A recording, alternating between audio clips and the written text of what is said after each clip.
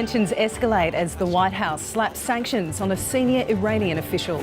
Washington is facing yet another hurdle in its campaign of maximum pressure against Iran. Berlin says it won't join a US-led naval mission in the Strait of Hormuz. It says the focus must be on diplomacy, not military escalation.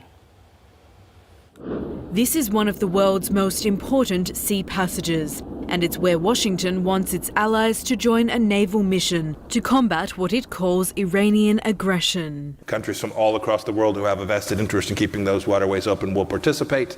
Berlin says no thanks.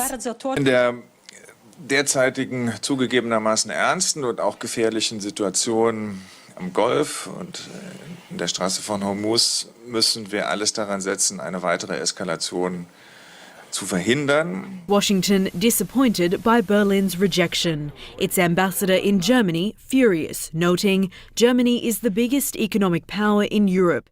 This success brings global responsibilities. Analysts say it's indicative of a larger trend, traditional allies pushing back against Washington's lead. The Europeans are not going to follow through and follow with his policy on Iran. The Europeans are not going to help escalate tensions with Iran, and that the alliance that President Trump perhaps taken for granted is really at risk. Earlier, the US announced it will renew sanctions waivers for Iran's nuclear program. That means Russian, Chinese and European companies can continue civilian nuclear cooperation at Iranian nuclear sites without facing US penalties. This is a short 90-day extension. It's intended, as I say, to be under constant observation, and I just keep my eye on that spot.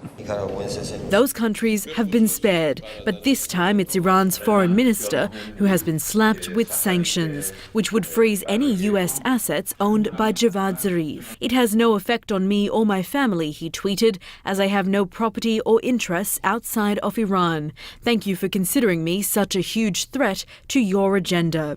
It's the latest action which has the world asking whether Washington's campaign of maximum pressure is working. Jessica Washington, SBS World News.